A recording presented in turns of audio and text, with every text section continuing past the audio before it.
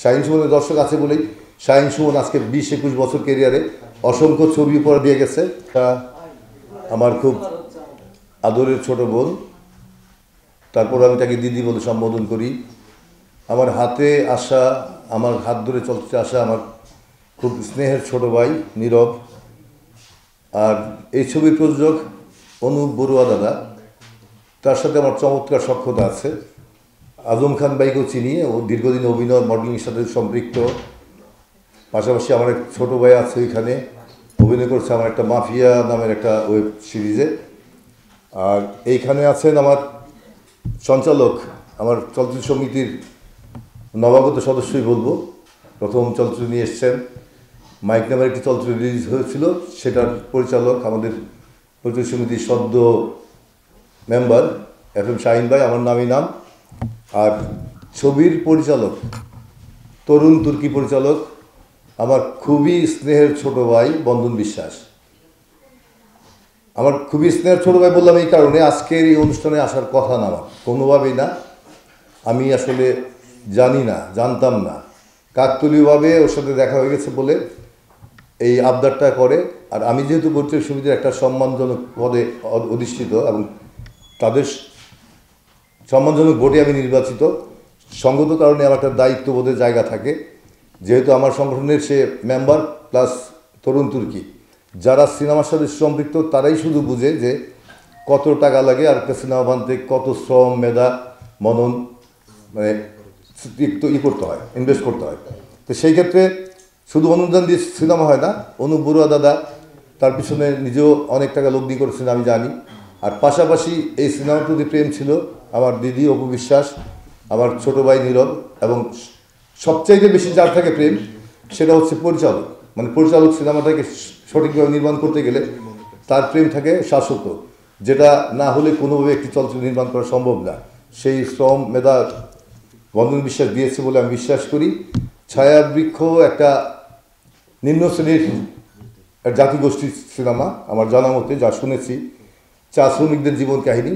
অবশ্যই সেই জীবনে অনেক ত্যাগ তিতিক্ষা আছে, টানাপোড়েন আছে, দুঃখ বেদনা আছে, কষ্ট আছে, যাতনা আছে, এবং তাদের সংগ্রামের জীবন আছে। আমি ছায়াবৃক্ষ নাম এবং গল্পের যে প্লট, সেই প্লট থেকেই আমি অনুভব করে বলছি, যদিও আমি এখন পর্যন্ত কোনো কিছু দেখতে পারিনি। তারপর আমার বিশ্বাস থেকে বলছি যে ওই ধরনের একটা গল্প, একটা শ্রেণী বৈষম্যের গল্প হয়তো বা থাকবে, যেই গল্পে উঠে আসবে আমাদের নিপীড়িত গোষ্ঠীর একটি জীবনগাথা। আমি ধন্যবাদ জানাই, সাধুবাদ জানাই যে গল্পকার তাকেও, এবং পাশাপাশি এই ছবির প্রযোজক অনুপ বড়ুয়া দাদা, এবং এই শিল্পীরা যে কাজ করছে একটা অন্য প্যাটার্ন নিয়ে। অপু বিশ্বাস আমাদের বাণিজ্যিক ছবির অপরিহার্য একজন অভিনেত্রী। সেই অভিনেত্রী যদি তার চিন্তা চেতনাকে একটা অন্য জায়গায় নিয়ে যায়, তাহলে বুঝতে হবে তার শিল্পের প্রতি দায়বোধ আছে, ভালোবাসা আছে এবং শ্রদ্ধা আছে। সেই শ্রদ্ধার জায়গা থেকেই, দায়বোধের জায়গা থেকে অবিশ্বাস এই কাজটি করছে। পাশাপাশি নীরব দাঁড়িয়েছে, ডন দাঁড়িয়েছে, আজম খান দাঁড়িয়েছে, এবং নিয়ে যাওয়া যায়। সুতরাং আজকের আলোচনা এটা না, আজকের আলোচনা ছায়াবৃক্ষ নিয়ে। এই ছবিটি 16ই ফেব্রুয়ারি রিলিজ হচ্ছে সারা বাংলাদেশে। আমি আশা করব সিনেমাপ্রেমী দর্শক যারা আছেন, আমি বিশেষ করে আমি খুব অহংকার করে একটা কথা বলতে পারি, আমার যদিও অহংকার নাই, কিন্তু একটা কথা বলতে পারি, সিনেমাপ্রেমী দর্শক আছে শাহিন সুমনের দর্শক আছে বলেই শাহিন সুমন আজকে 20-21 বছর ক্যারিয়ারে অসংখ্য ছবি উপহার দিয়ে গেছে, যেগুলি আসলে প্রচুর পরিমাণে হিট সুপারহিট হয়েছে, এটা আপনারা ভালো করে জানেন। এবং আমি সেই কারণেই বলবো, সিনেমা দর্শক যারা আছেন তারা অবশ্যই, তাদের প্রতি আমার আহ্বান থাকবে, আমার শাহিন সুমনের দর্শক সংখ্যা এ যাবৎ কেউ অতিক্রম করতে পারেনি, পারবেও না। সর্বাধিক ছবি নির্মাতা আমি।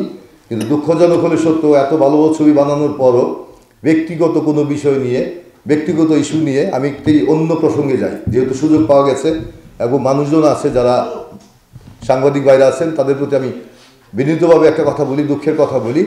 আমরা কিছুদিন আগে 7 তারিখে একটা পারিবারিক মিলন মেলা করেছি আমাদের পরিচয় সমিতির আয়োজনে। আমাদের ফান্ডের অবস্থা খুবই মলিন, আমাদের আসলে অর্থকারী টাকা করি সেরকম নাই। আমরা অনেকের কাছে সাহায্য সহযোগিতা নিয়ে একটা পারিবারিক মিলন মেলা করি প্রতি বছরই, এবার করেছি।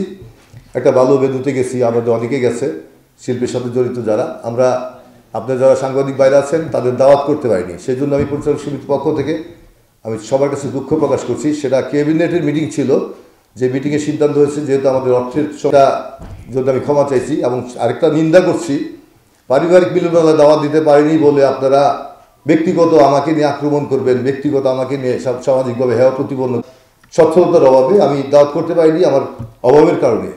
সুতরাং আমি দাওয়াত করতে পারিনি, সেটা আমার জন্য কষ্টের এবং লজ্জার। আপনি কেন জোর করে দাওয়াত দিতে চাইবেন? আপনাকে দাওয়াত না দিলে আপনি জোর করে দাওয়াত নেবেন, দাওয়াত কেন দেওয়া হল না সেই যুক্তি কেন দেখাবেন? আর সেই যুক্তির কারণে আমি ব্যক্তিগতভাবে আমাকে আক্রমণ করবেন। আমার সমাজ আছে, পরিবার আছে, আমার সামাজিক মর্যাদা আছে। আমি খুব নিন্দা জানাই এবং আমি ঘৃণা ভরে প্রত্যাখ্যান করি ওইসব সাংবাদিকদের যারা ব্যক্তিগত বিষয় নিয়ে নাড়াচাড়া করে। চলচ্চিত্র একটা বিশাল গণমাধ্যম, সেই মাধ্যমের জন্য কাজ করেন, ব্যক্তিগত বিষয় এখানে জরুরি না। আর সবসময় মনে রাখবেন, আমরা যারা চলচ্চিত্রে কাজ করি তারা অবশ্যই একটা অবস্থান নিয়ে আসি। আমরা আজকে আসিনি,